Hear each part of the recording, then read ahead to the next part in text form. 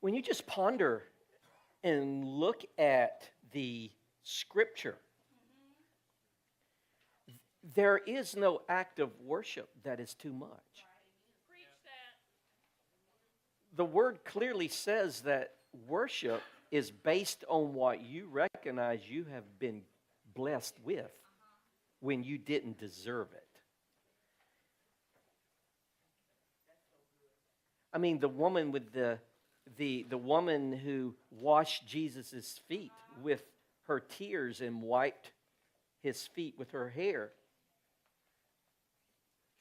was forgiven of so much. I think the scripture says, to whom much is given, how does it go? Much is required.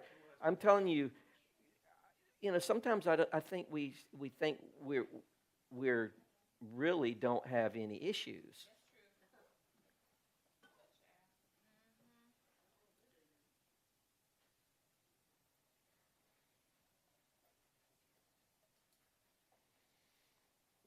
So good. Father, we love you and thank you.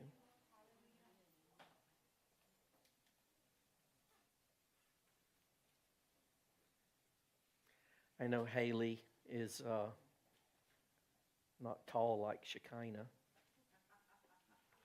But what I find about being on the petite side, there's many times I have bought my shoes in the kids department. I have. I was like, it's not all the time, but sometimes they're like, wow, that fits. So I am truly blessed.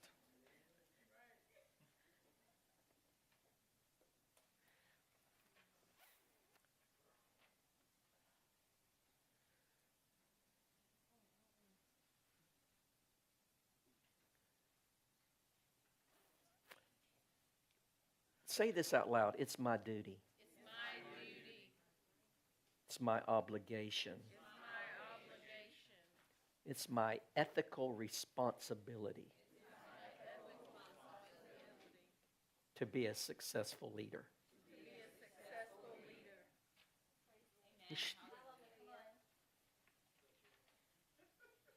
Lord was talking to me this week when I got up. I've said it before, but now it's part of my daily mantra. I get up and I raise my hands. I come to work and raise my hands and I look outside and I said, I'm a magnet. I am attracting. I am attracting. You know how a magnet will attract metal? I am attracting all the necessary ingredients for my success. I am attracting contacts. I am attracting people. I am attracting resources. I am attracting right now. Things are looking for something to be attracted to, and I'm like, right here. I prophesy into the Tri-County area. I'm right here. I'm right here. I'm on the Central Street, 2501 South College. This is where you are supposed to be.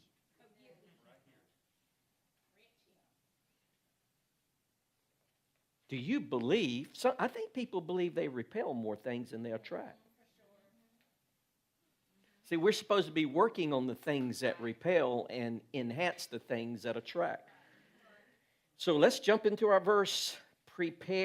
Preparation to cross this transitional period in our life. Cross to the country I'm giving the sons of God. I'm giving you every square inch of the land you set your foot on. Just as I promised. I promised you everything. You got to prepare to occupy it. It's all yours, all your life. No one will be able to hold out against you. I don't believe we realize how important this is. No boss, no supervisor, no government, no skin color. I wish I could talk to you about victimhood. Victimhood will self-sabotage you. No one will be able to hold out against you in the same way I was with Jesus, I'll be with you. I won't give up on you. I won't leave you. Strength, courage. You're going to lead these people to inherit the land. Parents, you're going to lead your children to inherit the land. Leaders, you go lead those who follow you. You're leading them to occupy. Give it everything you have, heart and soul. Make sure you carry out, execute the revelation that God commanded you, every bit of it. Don't get off track, either left or right, so as to make sure you get to where you're going and possess overwhelming success in everything you undertake. What a promise. And don't for a minute let the book of Revelation be out of mind. Ponder and meditate on it day and night, making sure you practice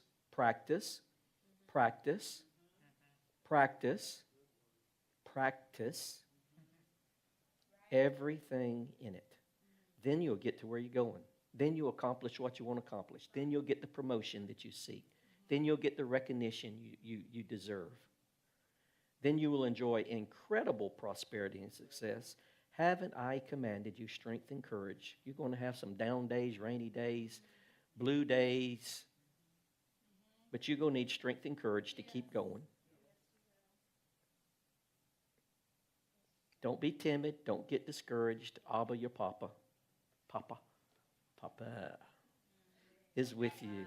Papa. Every step you take. So if you stand still, He's with you. If you take a step, He's with you.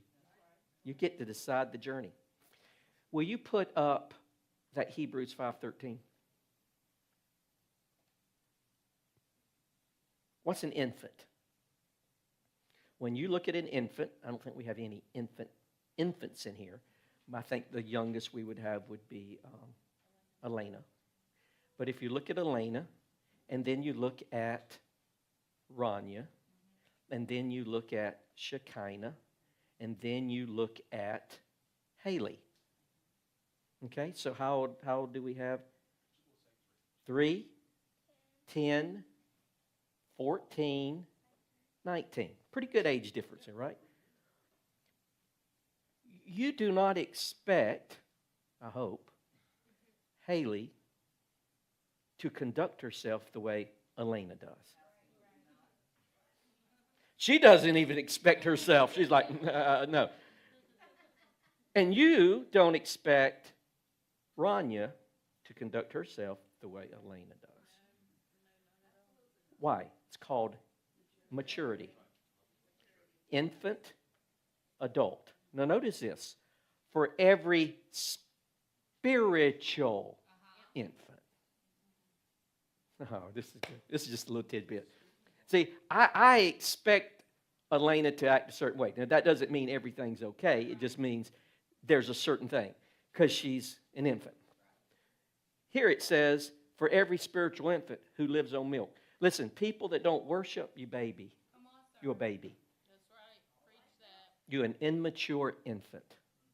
You don't recognize how big God is, how good God is, and you got yourself on the same level as Him.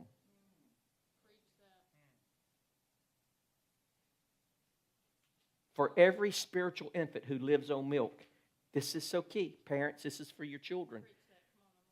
Who lives on milk, carnal, 5 senses, feelings, is not yet pierced. You got to study that word pierced. When you pierce something, not cut, not poke, not slash. Pierced. By the revelation of the righteousness of God. See, the reason, and this is tying into this whole series I'm doing. If you look at step 1, definite chief aim, self-confidence, habit of saving, and you look back and say, what am I doing and what I'm not doing? Anything you're doing and you're doing well, it means you have been pierced by some revelation of the benefit of your doing it.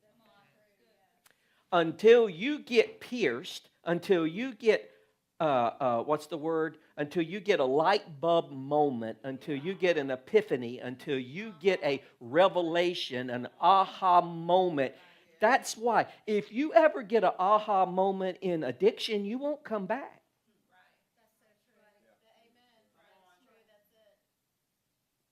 You don't go back. When we keep repeating cyclic living and cyclic, the way we keep having these relapses and and 2 steps forward and 3 back. We've never been pierced. Remember the story I told you about my mother? My mother is 95 on 0 meds, but when the doctor wanted to put her on meds, she went home, got all the books from the library, sat down at a coffee table, read all the books, and she had a revelation moment, and she took 1 year to get herself in order, and she's never been on a med since, and she's 95, and this is when she was 50. Now, I'm not saying that's the exception.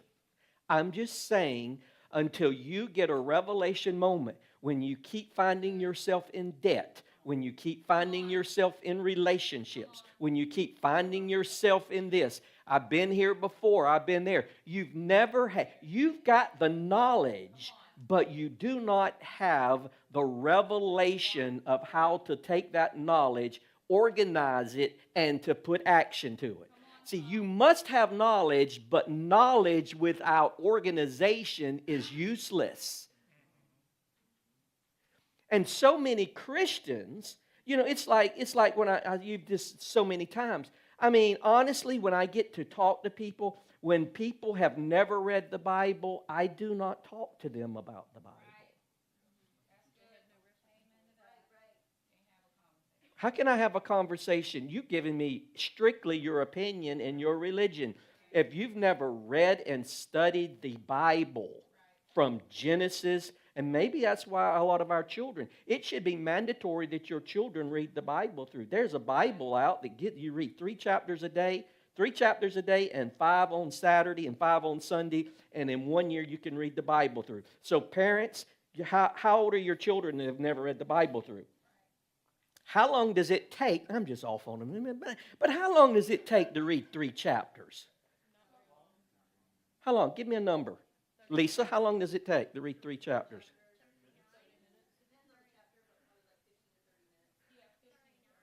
15 to 30 minutes. Say an hour. Hour, and that shows you don't want to read it. Well, I want to ask you something, parents. Then why do your children spend more time on electronics and they've never read the Bible through? You are the problem.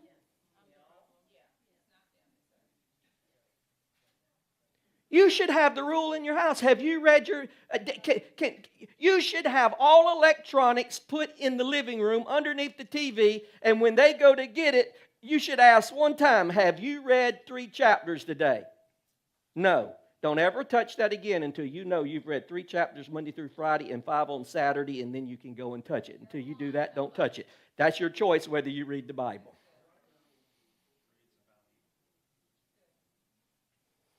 That's just good old parenting right here. Come on and talk to me. That's good. Yes, sir. You go force them to read them? Absolutely. I force you to take a shower. I force you to read the Bible. You smell physically, you not go smell spiritually. Come on, help me a little bit. That's why you got an attitude, because you spend more time watching TikTok than you do in the Word of God. Yes, come on, preach that. You want to know why your children are the way they are? It's you. It's not the world. It's you.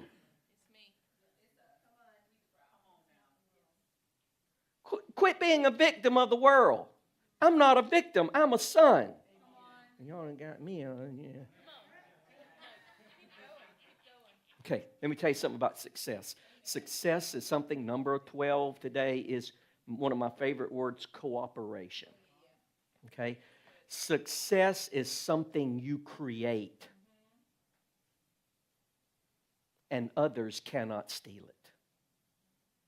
Success is something you create. It's not, if someone can steal it, you didn't create it. You never have to worry about people stealing from you when you're the creator of it, because they can't do it as good as you. They don't understand it the way you do. So success is something you create. So here's a good question here for you. I got a question here. How many of you ever ran a 26-mile marathon? My wife's ran 2. One, first place on 1. Nope. Half is second place. Huh? Okay. How many of you have ran a 26-mile marathon? Question number 2 that ties into that. Huh? So the question is, how many of you have ever ran?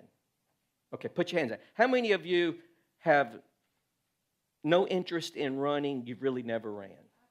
Raise your hand. But I don't have any interest anymore. Okay, raise your hand. Be proud of it. Own it. I don't have any Raise your hand. Okay. Okay, put your hand down. Please accept my apology, young lady. Your name again? Antoinette. And Tanya. How long do you think it would take you, who doesn't run, never liked to run a marathon with proper training and sing? You have a time? How long do you think it would take, Miss Shalay? No. Pause. I'm about to help all you out that don't run. Everybody raise their hand that has done some little bit of running. Raise your hand, okay? Look at how many people run. Put your hand down. How many of you run a marathon? 20? No, I'm not talking about the length of time to run it. How long would it take you if you never run at all? You don't, like Miss Shalay says, I've never been running or anything. How long does it would take you to run a marathon? Now listen, please don't take this wrong. Listen, don't take this wrong. I'm giving you a point. The person who has never ran and the person who has only ran a half still didn't run a marathon. A half is not a marathon. And we settle for half. We settle for half. My bills are paid. That's not what God's. No. Okay. How many of you have got a gold medal for a half a marathon? Come on, raise your hand. You got a half a medal. Why are we talking about a half when we don't have the whole? Why do we... Listen, you can learn, you could take any person in here. No, I'm not talking about someone that has something wrong with their leg. Or I'm not talking about I'm talking about the average person in this room. Everyone in this room, if you don't have any issue, hip issue or hip whatever, you can take any person and within 16 to 20 weeks that's never ran in their life can run a marathon within 24 weeks, in 6 months. 4 to 6 months, you can take someone who has no training at all and with proper training, eating, and physical conditioning, and they can run a marathon in 26 miles within 6 months, and they've never been a runner. And we have people that run all the time that never run a marathon. Listen, what I want to tell you, it's not that you can't do it, you're just not serious about doing it.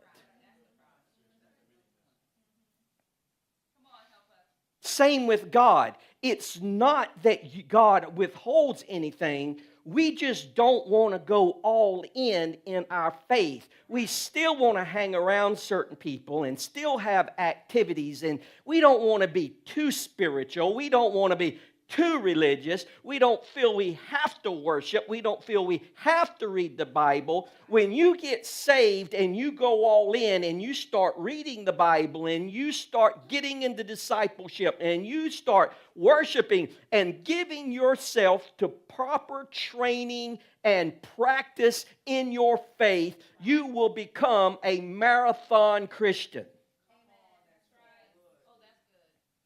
Paul says, do not get distracted that you run the race to win. Most Christians do not run the race to win. You run the race so you can go to heaven and avoid hell.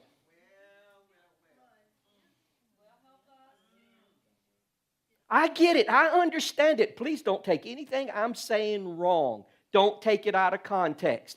It is better to walk than not participate. But I'm telling you, there's a time when you quit walking and you start running.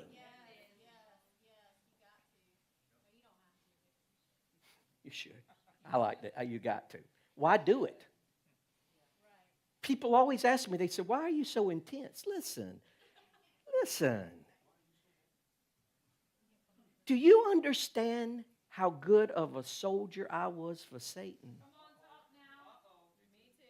No. You don't understand. I robbed, I stole, I was a thief, I sold drugs.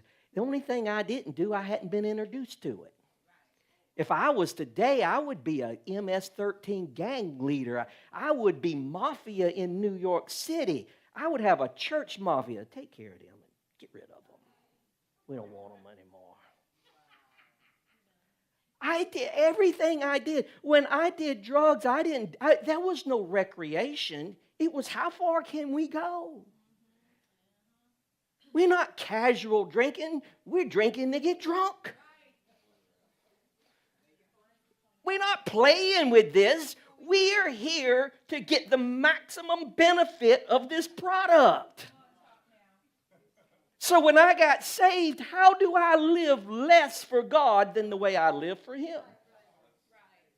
So when I worship, I don't feel like worship. I don't feel like a lot of things, but it is required of me to worship. It is required of me to spend time with Him. It's required of me to live like Christ. It is expected of me. I do this not because anybody makes me. It is because I chose to follow Him. Maybe you need to think about whether your choice was authentic.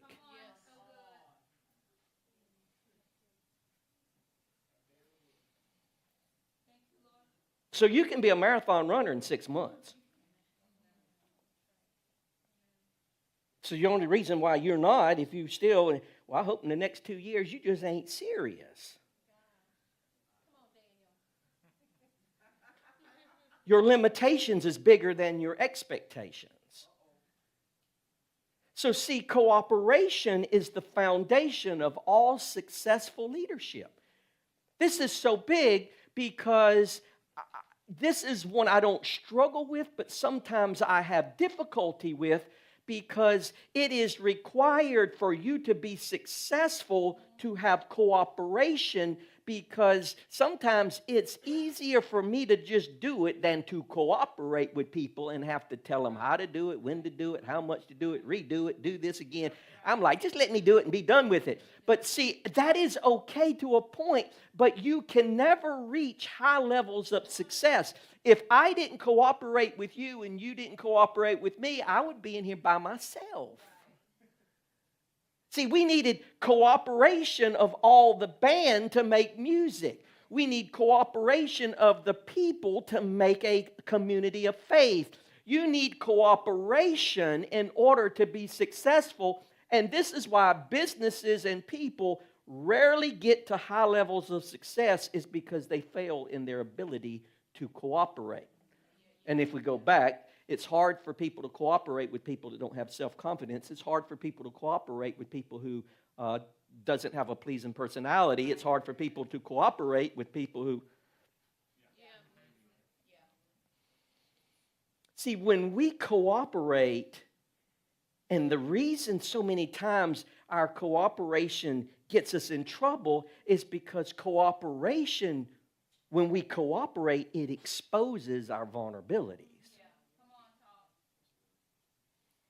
See, I can do a lot of stuff by myself, but can I do it with you? Can we work together as a team? You'll find out whether I can take instructions, even though it may not be you may not be the boss, but it's instruction. You have instructions to give me that can help me do something I'm not familiar with better than me not knowing how. So it exposes our weakness and our unhealthy traits in us, like fear. See, when you do it all alone, there's things you never do because you have fear.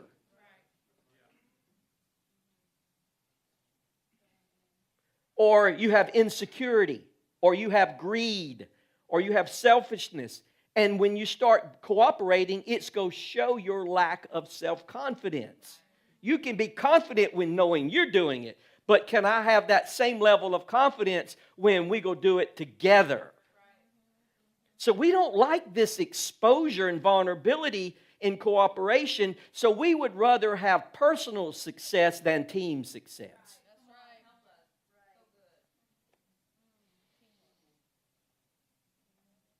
How many of us, I'm raising my hand, how many of us are independent and self-reliant and single-handedness? The problem when you do it alone and you never ask for help and you never work together with people, it dwarfs your expansion. See, I have a business. For me to expand this business, I've got to cooperate with people to expand it. If not, I stay single. It reduces your creativity because I can have creativity, but you have creativity. So now I have manifold creativity, and it impedes my teamwork. One person can do something, but if you ever notice when they plow fields, they have a team of horses, a team of oxen. One can do it, but that's a load, but when you have a team, it disperses the load. So in business, and I'm talking about business or church or whatever, when you want to do something, you have the vision or the brain, but cooperation means I'm going to pull people. You do not have to be good at what you want to do. You have to surround yourself by people. Okay? So here, I'm the team leader of the church, and I want to have a dance team. Who wants to volunteer for this? No, Bree, don't raise your hand. No, that's not personal. That's not personal. The church and Christians want to take anybody that volunteers. But see, people that are successful, they look for the best or recruit or go out and say, who is the best in the Tri-County area that can lead our music team and dance team? Who's the best that can run finances? Who's the best in sound and creativity? Who's the best in marketing and social media? Who's the best in evangelism? They put the best in these areas. They all cooperate with the team vision, and it's the professional. I remember sitting in church, and they let this lady sing every Sunday. She'd get up and sing. She could not sing. My gosh, she couldn't sing. And they would be like, well, she loves the Lord. I know she loves the Lord. But she don't need to sing up here in front. And don't take this. She had one tooth. And I could not focus on anything but the one tooth. Now, and she would always sing something about the garden. I go to the garden. I come to the garden alone, or whatever. And I'm 7 years old. I'm like, and everybody else would be doing something right. I mean, you don't. All I'm saying is, you can't have loyalty to things that don't work.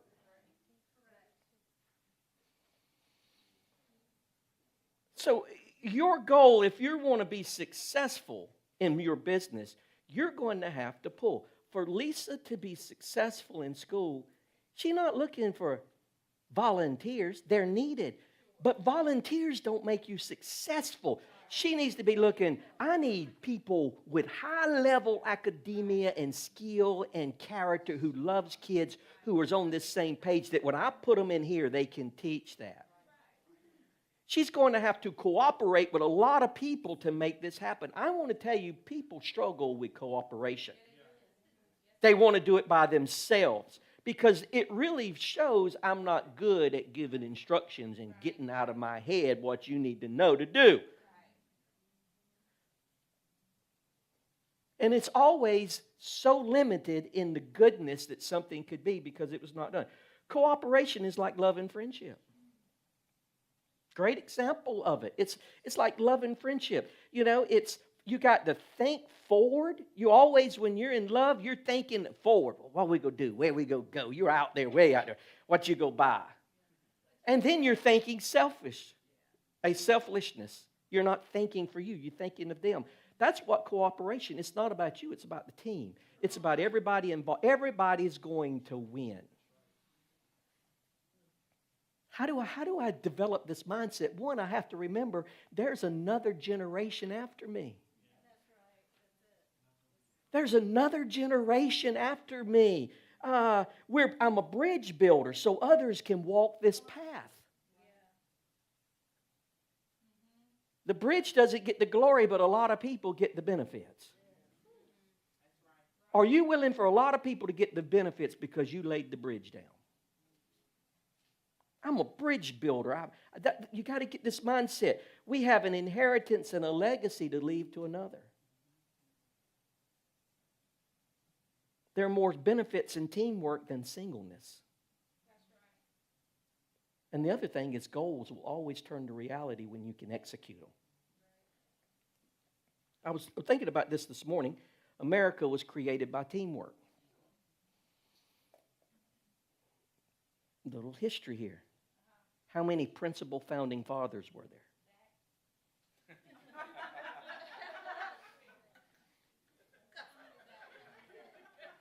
Most people say there's 55, 56, but that's not the principal founding fathers.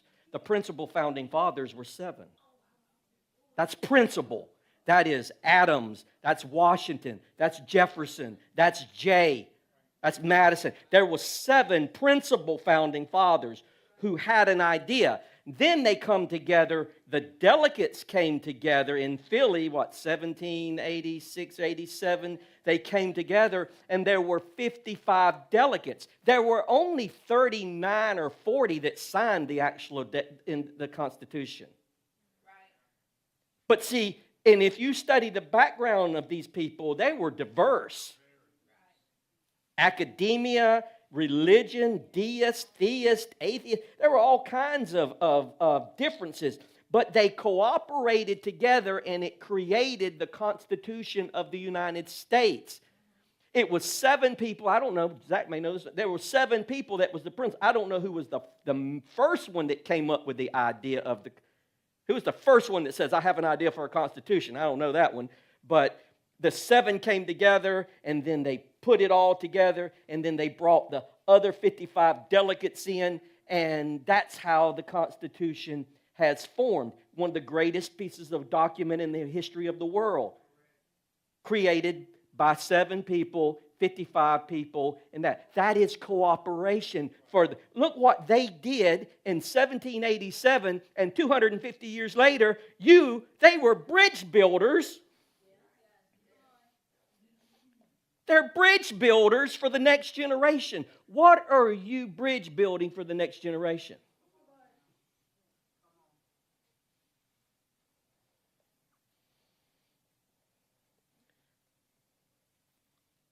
See, most people do not see themselves as a team player. Let's break it down. I love this stuff. So how many of you have a job? Raise your hand. Okay. How do you see yourself at your job? How do you see yourself? Low? How do you see yourself? What do you do at the job? Yeah. But what? You're at the front line. What do you do at your job? What do you do at your job? You're a shift leader. What do you do at your job? See, let me tell you how you have to see yourself. And I know you have a new job. How you see yourself. I am an executive. If you see yourself as an employee, you're a slave.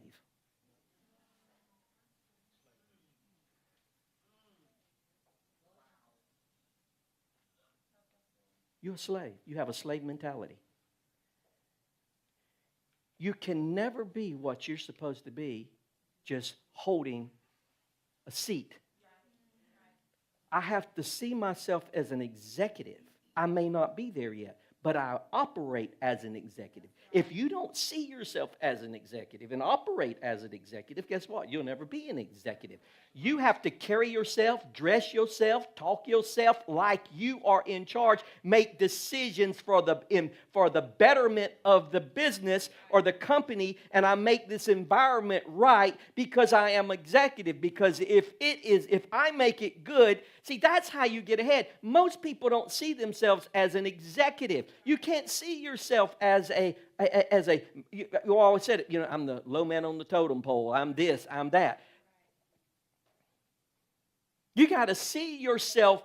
This is where I'm starting, but that's not where I end up. I'm an executive, and I'm telling you, that's how you move ahead. Most people don't see themselves as an executive. Most church, most church attendees, this is go hit home, do not see themselves as ministers. Most people see, I'm the minister. And when you look, the minister, the leader, make sure the music's good, make sure the building's clean, make sure the bathroom's clean, make sure the printouts are ready, make sure the lights are on, because when I come in, and you're totally anti-kingdom of God, not understanding, God never asked you to attend church. He never asked you to sit on a pew. He said, we are all ministers of the gospel. We're all got gifts of the gospel. And we're supposed to all be builders. And when you come in, I am supposed to be encouraging, praying, talking, lifting people up, hearing where they are, blessing, generosity, participating, leading, seeing where there's a need. The bathroom's stopped up.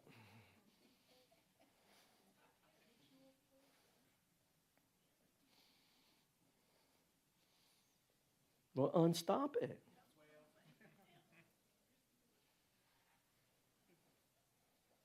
See, most players don't see themselves in the game as an MVP. The punter rarely sees himself as the MVP. It's always the quarterback or the running back. But take the punter out and see how many Super Bowls would be won without a punter. Come on and talk. You go back and research and take the punter out and see how many games would be lost if the punter says, I don't want to do that. I'm not doing that. The punter in the World Series, not the World Series, but in the Super Bowl is probably the most important. He's the one that breaks the monotony. He breaks the draw. He breaks it just with a field goal. Most believers do not see themselves as godlike or God class.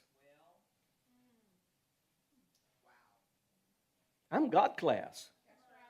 I was talking to a guy yesterday, and he brought something up, really country guy, way out in the country. I was out in the country. He was sitting on his chair, and he brought up a Kenneth Copeland guy. I didn't know Kenneth Copeland made it this far out. Faith guy. And he was talking about Kenneth Copeland and prosperity, and he said, there's something to that. And he says, I believe it, but he said, I've never been able to get my mindset to work, to believe. And I said, well, you have a poverty mindset. That's what I told him. And the guy sitting beside him said, well, I believe God wants us, to prosper in all things, but it doesn't mean monetarily. I said, what? How can you be prosperous and not be financially prosperous? I mean, how do you have a testimony, so to speak, when you're always in a crisis? So let's look at some scriptures. I have not read these myself. I haven't. But I know they're there. They're in my spirit. Let's look at Ephesians 4:16. You should know if they haven't been printed out, I haven't read them. For his body has been formed in his image and is closely joined together and constantly connected as one. And every member, say that's me, has been given divine gifts to contribute to the growth of all, and these plural gifts operate effectively throughout the entire plural many body, and we are built up and made perfect. This is cooperation. And you have to ask, there's an old saying, it's been around for years. 20% of the people do 80% of the work. 20% of the people do 80% of the work. That's in the home, that's in business, and that's in church. Some people, and we're not talking about people who's not physically able. We're not talking about people, whatever, works night shift. I'm not talking about that. But years ago, people, not years ago, when I was growing up, I cut the grass at the church. I made sure the pastor had water. People nowadays don't do anything but show up and judge you, complain, and I don't agree with that. I don't think he's right about that. Well, have you read the Bible? Not recently. Well, then shut up.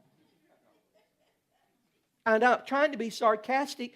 We have an opinion about something. We haven't read enough in it to give an accurate thinking of opinion.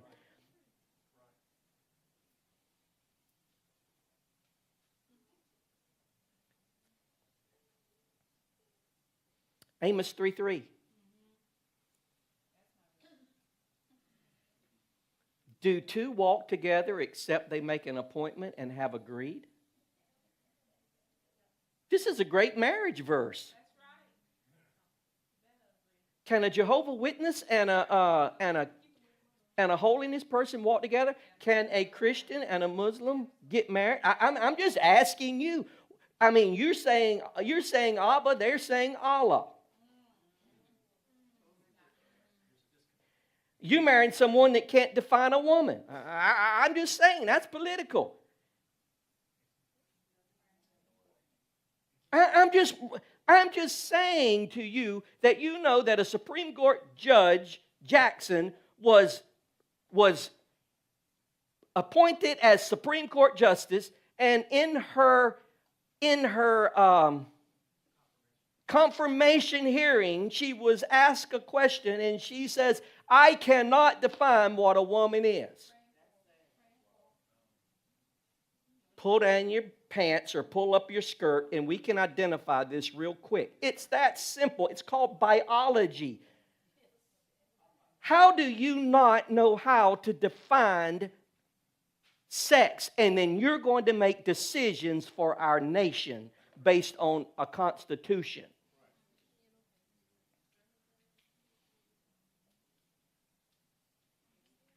I wonder how many Christians cannot. Let's just Genesis 1. And God says, I made male and female. And you know what he said? He said, male and female are going to join themselves together and make little males and females. Okay? And God said, that's good right there. And you know what?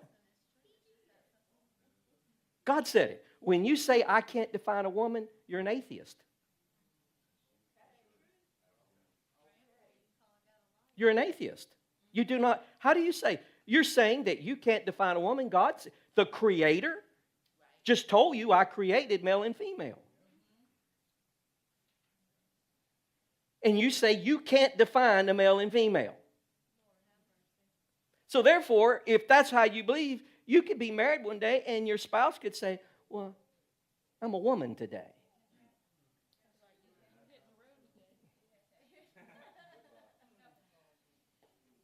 Oh, I don't know why I'm here. It's just, it's sad. The church shouldn't even be dealing with this. We should be leading the way. How about Psalms 133, 1 through 3? Holy Spirit, you got to keep me off this stuff. How wonderful, how beautiful when brothers and sisters get along. It's like costly anointing oil flowing down from the head and the beard, flowing down, Aaron's beard, flowing down to the collar of the priestly robes. It is like the dew of Mount Hermon flowing down. Can we go to a different translation on that one? How truly wonderful and delightful to see brothers and sisters living together in sweet unity. Well, back there. Let me just pause for right there. You know why brothers and sisters can't live together in unity? I said this Tuesday night. Somebody can look this up. Give me. what is considered, well, let's use this. I know this for a fact. I'm not sure what the white population is. It's 60%, 70%. Someone could probably get a more accurate number. The black population is 12 to 13%. And I don't know if it's accurate, but considered a minority in population, correct? So I need some help, Daniel. 350 million people, 12% of 350 million people. 40 million. So roughly, I'm just rough here, okay? This is all added. Roughly, there's 40 million blacks in America. Now, there is more Hispanics now because there's something called an open border. 40 million blacks. There's 350 million, 360 million, maybe 370, who knows anymore how many million people there are in America. So if the black community was the minority, then what's 4% of 350 million? If 40%, 40 million people is 12% of the population in America. Y'all with me? 40 million, that's at 12 to 13%. Then what's 4% of 350 million? 13 million. As of 2023, the latest poll that came out was only 4% of Americans have a biblical worldview. Not 40 million, the minority. So if you have a biblical worldview, you're at 4%. What is less than a minority? Weird. I don't know. 4 million people have a biblical worldview. That means 96% of the entire United States does not believe what you believe. That is why so many people believe in transgender, transsexual, homosexual, all climate change, because they do not have a biblical worldview. They cannot define a woman. If you had a biblical worldview, you would never agree with homosexuality, transgender. You can't change your identity. You can't reproduce. God says, go and reproduce and multiply. I have yet to see 2 women multiply. I've yet to see 2 men multiply. I'm not saying they do not have I don't want to say the right, they do have the right to choose that for their individual self if that's what they choose. They did it for the whole world. All through history, they've been making their own choice. But that does not mean you can produce because you choose. You can choose not to reproduce. And for you to say, well, I don't know. Well, then you don't know God. Is this clear? Everything that you're facing in America today can be found in the Bible. We want social justice, but not biblical social justice. We want social justice based out of our woundedness and our experience, not what God says social justice is.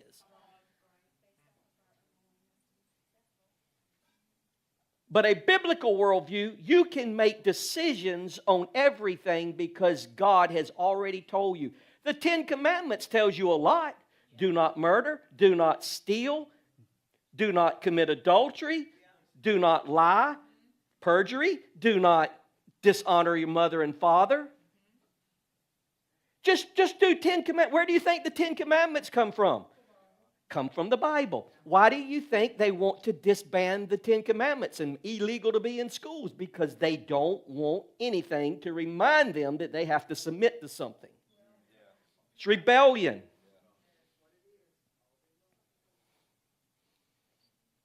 Hello. Luke 11:23. We won't even we'll skip the rest of that. I think you got the point. Luke 11:23. This is a war. This is Jesus speaking. Whoever is not on my side. is against me. And whoever does not gather the spoils with me will be forever scattered. All this, throw another translation up. All this is saying is, I have said that marriage is between one man and one woman. When you say it's not between one man and one woman, you are at odds with God. You're not at odds with me. He who is not with me, siding and believing with me, is against me, and he that does not gather with me, engage in my interest, scatters. So, are you for God or against God? The Word says that there's no good thing that dwells in my flesh, for my flesh is at war with God. So when you are operating out of your feelings, your woundedness, your rejection, your emotions, your unsound thinking, your thinking is putting you at odds with God, and you're resisting with God. You're resisting God instead of cooperating with Him.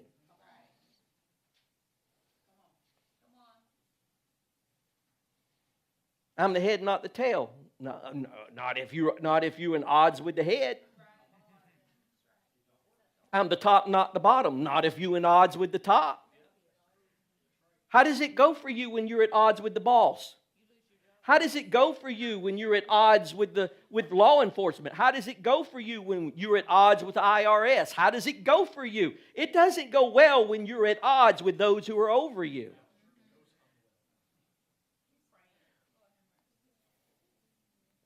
Abba says you're the top, not the bottom. You're the head, not the tail. Then if he is saying that, then I need to cooperate with him on this.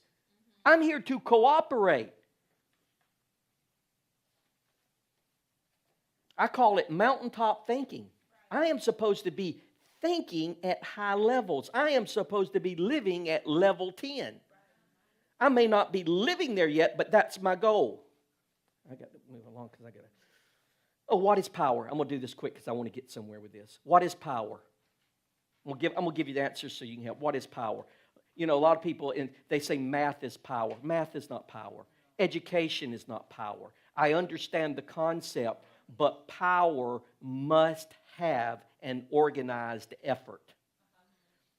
Is that power? Well, when you put that up here, unless I put effort in this, you have no way of saying that's power. Now, when you put your hand up in there, you're going to know it. Bam! So fast. Just kidding. Don't get personal. You'll be wanting to arm wrestle me. I ain't doing none of that. Power. Power. That's, all these little cars with the loud mufflers, that's noise. People that have power don't put loud you're trying to, you're an imposter. You're an annoyer. So what is power? This is key because as I help you with this, power is organized effort. You've got to organize. What is organized effort?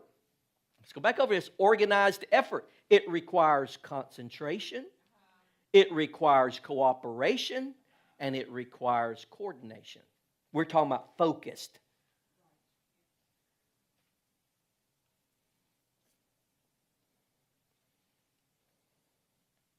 At some point, you're going to have to express your knowledge. Education does not make you successful. You can have it all in your head, but until you organize all the stuff in your head and lay it out and put effort behind it, it shows by expression what I've learned. I'm able to understand it and put it out. Degrees in education doesn't make you successful unless you can organize what's in your head. The most successful people, let me reread this. The most successful people's outstanding quality is procrastination. Let me give you a quick definition of procrastination. Lack of action. Lack of initiative. I'm doing what I get paid to do. I'm getting by. You ever hear people say that? I'm getting by. My bills are paid. How are you doing? I'm wasting money. That's what you need to be saying. I'm wasting money.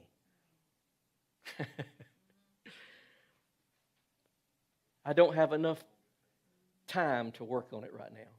It's not a priority. See, Let me tell you what procrastination is. It's a coping mechanism. It's a coping. It's a self-saboteur. It sabotages you, and it is a coping mechanism because you don't want to deal with some things. Okay. This is good. Will you go ahead and hand out that sheet of paper? We'll go finish on it's out. Okay. I want you to take your sheet of paper.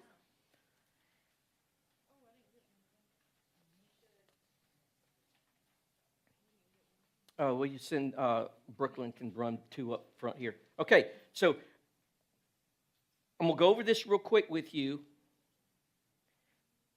and then so I can finish up. Goals. Spiritual goals, physical goals, financial goals, goals. Goals, okay? Goals are fuel. Goals are a furnace. If you have a desire, you have to have a goal. You may not realize that. A desire is a goal. Different, but it's still a goal.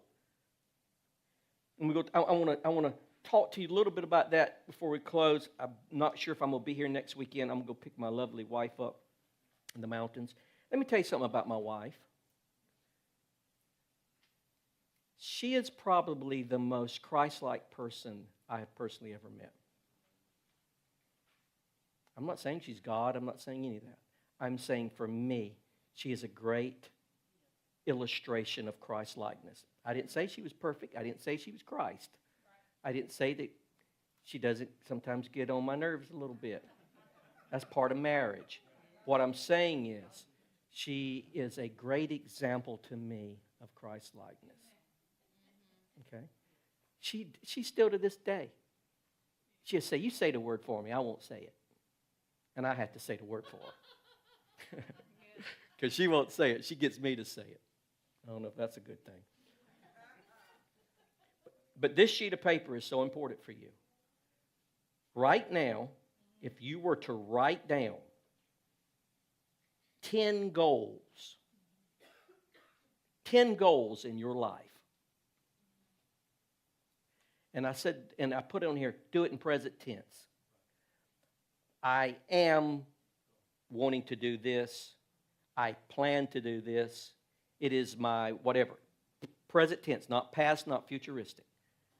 So write one. Go ahead and write one goal down. You got 10 goals. I don't know what they are. Just write a couple, take a minute and write a couple of goals down. And I'll get you another copy of these if you need them. You may need a bunch of these. Just do it in present tense. Just write out a goal. 1 or 2. No right and wrong on this. This is you. This is your life. Okay? Everybody got a couple of goals down? So when you get through with your 10 goals, okay, when you get all 10 goals done, if you were to ask yourself on these 10 goals, if I could somehow make one of these 10 goals happen in the next 24 hours, and it would have the greatest impact on my life, which of these 10 goals would it be?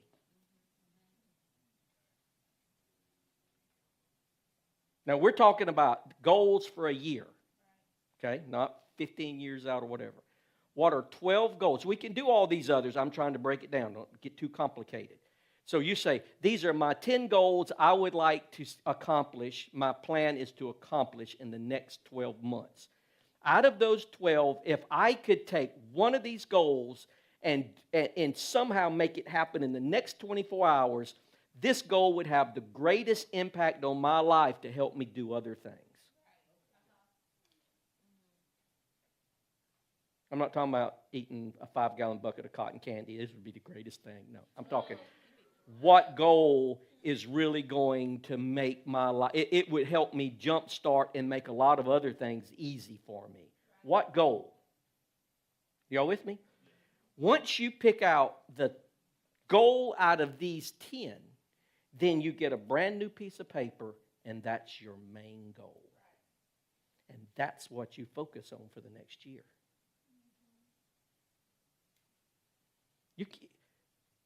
Let me tell you, you've got to get stuff out of your imagination onto paper. Come on. Listen to what listen to me. People that are successful write it out. If you do not write it out, you drastically in the 80 and 90 percentile range will not accomplish your goals. You have to get them out of your head and write them out. I know that's foreign to a lot of us. I don't really, you have to. There's a lot. I'm going to try to get through this so you can get it. Because look at the action steps. Decide at the bottom. Decide what you want. What is it that you want? You get it out of your imagination on the paper. Okay? So once you make a decision, 2, you write it down. You write it down clearly as you can. Clearly. When you build a house, the blueprints has plumbing, siding, doors, openings. Everything you need to build a house is the roof pitch, the openings, the insulation, the driveway. Everything is on those blueprints. If you can read a blueprint, you can build this house. When you write this goal out, this is a blueprint. And then you set a deadline. 12 months. You got to set some deadlines. What happens when you don't make a deadline? You reset the deadline. It's easy. I admit it. Just reset it. It's no big deal. You set a deadline. Number 4, you make a list. Make a list of everything you need to accomplish it. Cooperation. Now this is a 3-year for me. I plan to have a certain business in 3 years. And I'm writing it out. Okay? I plan to. I got to have cooperation. What do I need? What all will I need to make this business the way I see it and want it? Okay. What do I offer? What do I have that I can contribute to this? What is it that I can't contribute that I'm going to need Shakima or Greg or I'm going to need Carissa or I need to know who all I'm going to have to cooperate with, the bank or whatever. I've got to cooperate with all these people because I need a pleasing personality and self-confidence and a habit of saving. Y'all see how all this stuff is working now? I have got to figure out what is going to require me to be able to accomplish and achieve this. Well, I plan to do that. Well, how do you do it? I don't know. Praying. Praying don't work. Praying don't get you anywhere like that. That's not what prayer's for. You do the groundwork. And then you make a list of everything, and then you start taking action. And then the last one, listen to this. You do something every day to chip away at that goal. Whether it's reading, whether it's writing, whether it's calling someone, this is how you get goals to work for you. The reason people don't write their goals down most of the time is they do not take it serious. And when you do not take it serious, when the teacher is saying, you might want to write this down, and you don't write it down, that's on you. When the teacher says you might want to read this, you might see this again, you might want to pay attention. What I'm telling you is that you want to work on something every day, chipping away and closing this gap of what you want to accomplish. Okay, y'all ready? Here's 2 reasons why most people fail in getting their goals done. Number 1, they never truly decide what they want to do. I want to do this, I want to do that, I want to do this, I want to do that, I want to do this, I want to do that. No. What do you want to do? Okay? What is it that I really want to do? Now, here's number 2. Y'all ready for this one? You may not have been told this very often, but I'm going to tell you what number 2 is. So, right now, state in your mind, not out loud, a goal you would really want. It would really be good. It would be something. Just come up with that. It may not be on your paper. This is my goal. Okay. You got it? Second question you have to answer the question is, am I willing to pay the price for this? Am I willing? Okay, You got to work 12-hour days. I'm not working no 12-hour days. You're not willing to pay the price. That goal is not important to you. I'm not going to church. I'm not going to stop eating that. I'm not going to run. I'm not going to walk. Well, stay the way you are. You do not get to go where you want to go by staying where you are. You paid the price to get to where you are, and that price will not get you to where you want to go. The ante gets upped. If you want to see my hand, you got to pay. If you want to see success, you got to pay for it. Success costs you something. It is not free. You create it. You pay for it. You work for it. You invest in it. Now, mom and dad can write you blank checks and tell you the best of everything, and they lying to you. You're going to pay the price. Do you know Elon Musk? Do you know he lived with 13 people, 13 guys at one time? And if you study the 13 guys, they were all, most all of them are multi-billionaires now. Who you hang around with is successful. They had cooperation. They talked, discussed. A lot of reasons of why we cannot get ahead is because we don't hang around anybody that's ahead. We like hanging around people that's like us or below us because it makes us feel good. We're able to just, hey, I tell you how to do it. Look what I got. I tell you about this. I tell you. And we walk away. Man, I really helped them out, but you never grow. Hang around people, you're like, oh my gosh, you feel like a little fish. Does that make sense? So here's some questions. We talk about are y'all with me? Just a few more minutes. The abundant life, I call it the ideal life. You can call it the good life. You can call it the blessing life. It is about mixing the right ingredients. I've been given a lot of ingredients here in this series, but now I'm just going to walk through 4 or 5 things. Remember, the total well-being life is, I'm not talking about a bunch of things, the total well-being life. So here's the first question I want to ask you. You have to go back and watch the video. I know it's a lot, but I got to finish here. What are you seeing? What are you seeing? You can't build what you do not see.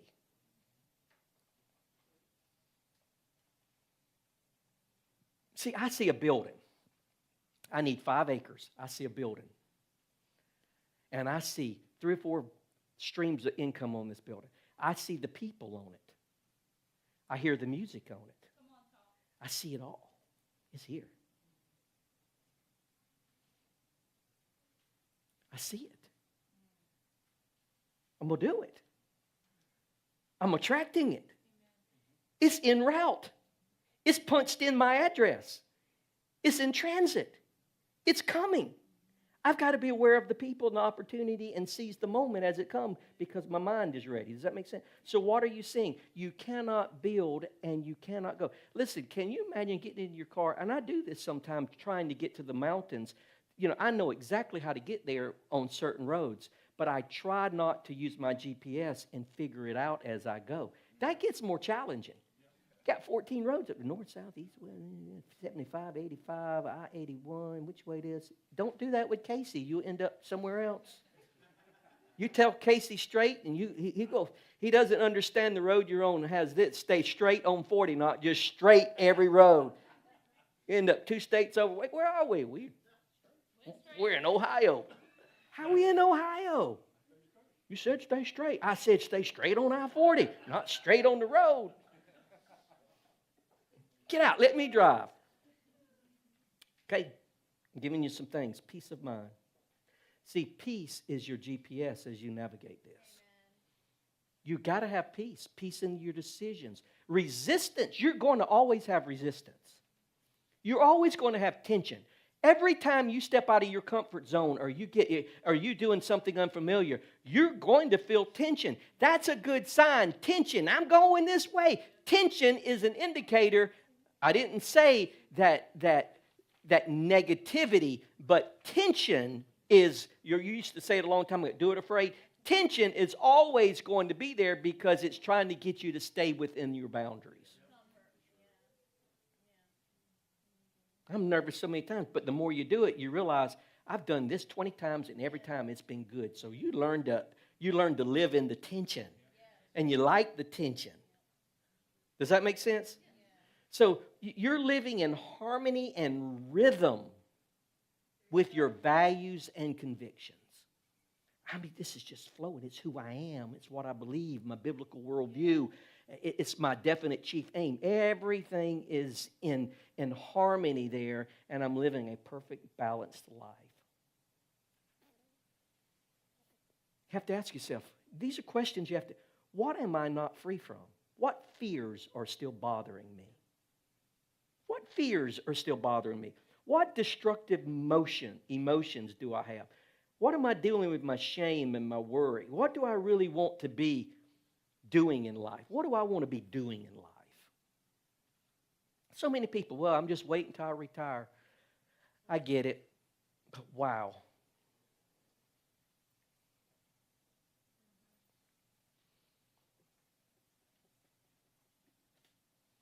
Here's a good question to ask yourself. If I could choose my life differently, who would be there with me? Who would I want in my best environment?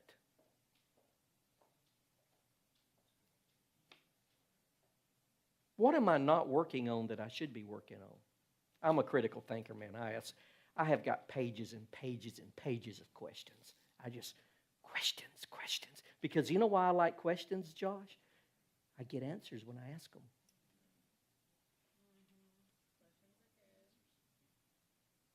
Okay, here's one for, let's see, Benita and Michelet and the single ladies, and Shaquem and everybody, single ladies, and Heather. Listen to this. What is my ideal relationship?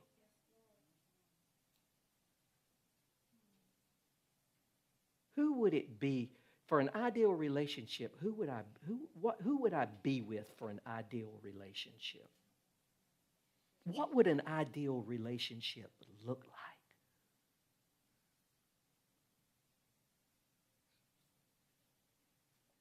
What would you want more of or less of?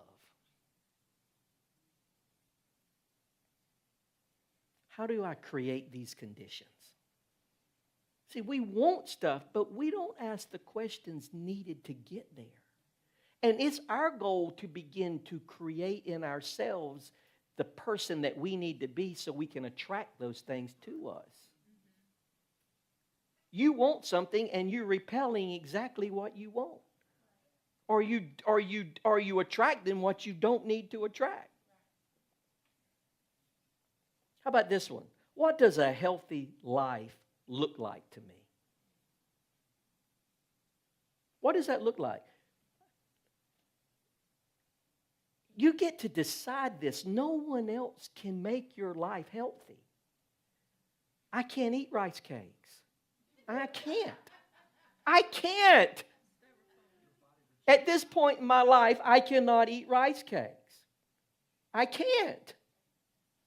But that doesn't mean healthy to me. I'd rather eat a boiled egg, but not a rice cake. So I have to decide for me, what does a healthy life look like for me? What would be my ideal image? You may not want to be 100 pounds. You may not want to be 150. You may want to drop 25. You may want to drop 100. You have to decide on what your ideal image should be. And that can change down the road. But we look at somebody else and say, I want to look like that. I want to look. You can look like that. You got to pay the price for it. You want to drop 100 pounds? Good. You got to pay the price. I buy you rice cakes. You go pay the price. You don't get to have Oreos what does a healthy life look like to me? How much do I want to weigh? My ideal weight, I want to weigh 150 pounds. That's kind of my thing. I run 154, 156. I'm 4, 5, 6 pounds more than what my ideal weight is. I'm working on it. But I don't want to be 130. Man, if I was 130, man, y'all be in trouble. What sort of foods would you like to eat? Honestly, I couldn't. Shakima's not keto. I don't care about keto. It's fine if she wants keto. Good. I don't have to live keto. I don't have to live spaghetti. Spaghetti squash. You have to decide on what you want. This is my goal, and this is where I want to go. You can go to the gym every day or every other day. You don't ever have to go to the gym. You can walk and do burpees. I'm trying to say I got to get a vision because it's not only the vision, am I willing to pay the price for it? I am at this stage, I'm not saying down the road, at this stage, I would need to take some type of Xanax to go to a gym for 2 hours. I don't want to spend 2 hours in the gym. You broke and in the gym. You broke and have no money and you in the gym. You're out of balance. I would rather have 10 extra pounds and have money than be cute and broke. That's fine. If you want to be thin and broke, be thin and broke. I'd rather have a little tiny bicycle tire and money than be broke. You get to decide. I can't decide for you. I can't tell you what you should do. You got to get a picture of you. I want to live in a house. I want to live on the water. Okay, all that's available. You have to decide, where do you want to live on the water? Am I willing to pay the price? Land's going to cost you $1 million. You better get to work. Man, this is my ideal home right here. I want to live on the Intercoastal Waterway. You eating out 4 days a week. That ain't happening. Quit talking about what you want because you're not even living up to what you know. You can't. We like talking like God's going to grant it to us. He's not going to grant it to you. You're going to have to come up with a picture. He says He gives you what you ask for. You're going to have to cooperate and begin to do things to make this happen. Same in relationship. I'm praying for God to give me a man. I'm praying for God to give me a woman. Have you created your physical body and mind and home and everything you need for God to bring that level of person into your life? You're not doing anything for God to bring Aquaman to you. I want Aquaman. Well, you're not Aquawoman. Why do you get to have something, but they don't get to have something? It's not one-sided. It's cooperation. Why are you doing what I'm doing? I'm doing it because I'm in preparation, prepared to cross over. First part, I'm in preparation for what's coming. It's been attracted. It's got my address. It's on the way. I am preparing. Who will not count the cost before they build, before I ask? It is on the way. Now I am prepping for this when it comes. Nothing's going to miss a beat here.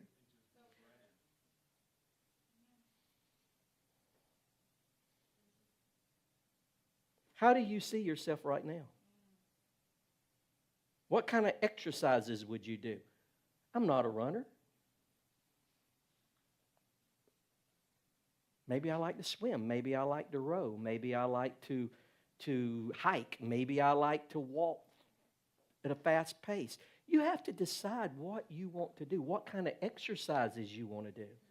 And I'm not trying to bore you. I'm trying to get you to think that you have to clarify your image and your goals because your subconscious mind is going to work for you to get them to come to pass. And when you're unclear and vague, you get unclear and vague results.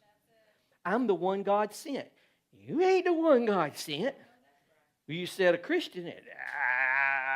You said financial freedom. How much money do you need? Ask this question. How much money do I need where I do not have to worry about the necessities of life? You got to write a number down. You don't get to, I just want my bills paid. No, how much money do you need not to be in worry? and stress that you experience in life. What does financial freedom look like for you? What does that mean? Would you stay where you're staying? Would you move? Would you have different cars? What does financial freedom mean to you? What would be different in your day-to-day activities? Would you work? If you won the lottery, would you still work? I mean, what would you do? How much would your life change? Where would you live? Would you move from where you are? Would you build a house? Stay where you are? You know, Andrew Womack's a multimillionaire. He's been living in his same house for 40-something years. And it's a little HUD house. And he's multi-decamillionaire. Nothing wrong with having another house. There's some people that live in mansions. I'm just saying, you have to figure out, what am I going to do with the money God gives me? And the opportunities. How am I going to use it? How much do you want to earn a year?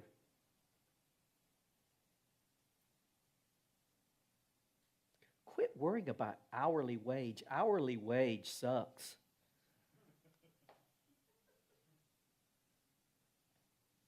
Hourly wage is not the issue. The issue is, how much do I need to earn? How much money do I need a year? I don't even think about hourly wage. Doesn't mean I don't look and see where I am in that. I mean, have you ever figured up to make $1 million how much an hourly wage is? How much is an hourly wage for $1 million? Let's just pause for a minute so you understand.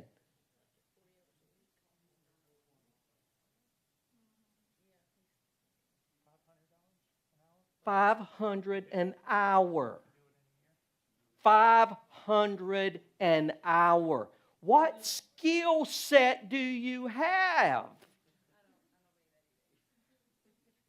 I want to be a millionaire. I'm not great.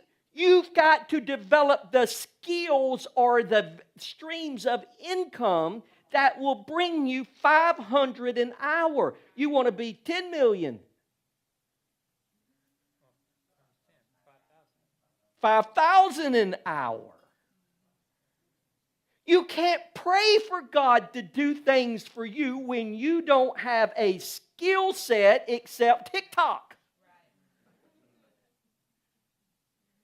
And going to the gym. And hanging out at the beach. There is nothing wrong with that. Just understand, that was your blueprint. Enjoy it and live it. Don't complain. This is what I want. I don't have time to talk to you about self-sabotaging. Most people don't want money because they self-sabotage themselves. How much money would you like to have in savings? These are goals that you have to work on. You have to work on, what am I going to spend each week? What am I going to... Diane, I said, listen, we got to make sure what we spend, and we're in agreement. Tell me not to spend, I tell you not to spend. We got to make sure we're on the same page here. But I'm helping you. In any area of your life, you've got to set a goal in it, and you just got to sit down and say, I need help with this. Who do I need? And then you better start building relationships with these people to help you do what you need to do.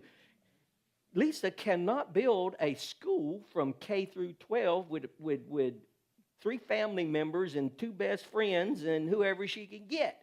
She's going to say, for me to do this, I need professional people. I need people with degrees and people that I got to start connecting with people and sharing my vision and talking it. Well, I help you.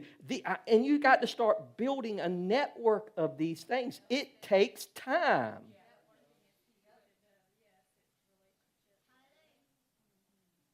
To perform and live at your best, you must be confident in who you are, your identity. Why do I think and feel the way I do? Why did I react to this? Why do I respond to this? Why does this bother me? And I'm just using this. I'm not trying to be political. I just use this. I hear people say, I wouldn't vote for Donald Trump because he's brash. Okay. I wouldn't vote for so-and-so because I don't vote for people for their personality. I mean, watch a movie. How brash is a movie? Watch comedy. Watch Chris Rock. Listen to rap. Listen to anything. Everything's brash. I don't make decisions based on someone's personality. I make decisions based on policy, based on the best decision, based on something that works. I wouldn't vote for my dad. I have no loyalty for family, friends, color, religion. I have no loyalty if it is not the best thing. I don't have blind loyalty. I'm not going down in the ship.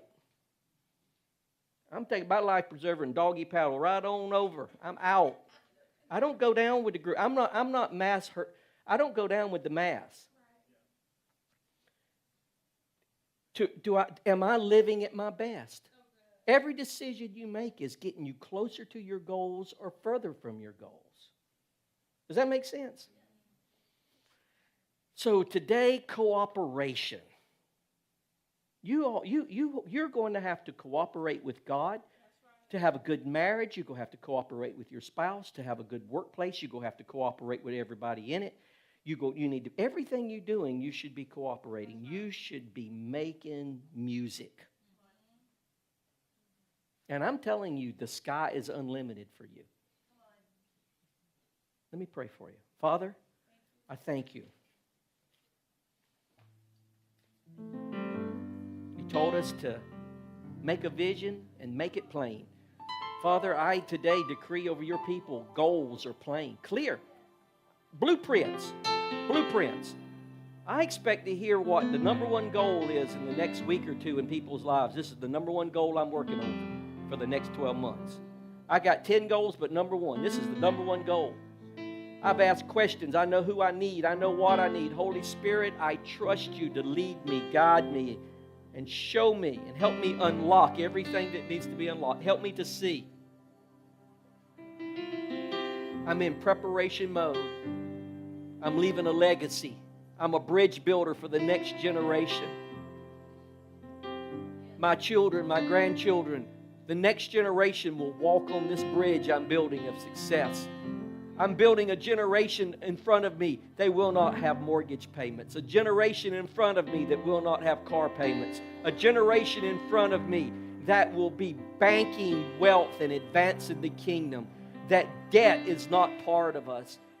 The economy does not affect us. That we are living the abundant life, the mountaintop life, because we have practiced your word. We have set goals. We have cooperated with you. We have not forgotten you. We are reminded of your goodness and your benefits. Everything we have to be successful, you put within us. And I thank you today. I am grateful today. Now, Holy Spirit, with each of us, we're all different. Let our gifts in this house and in our lives, let us be confident into executing them, blessing others. We're ministers. We're MVP players.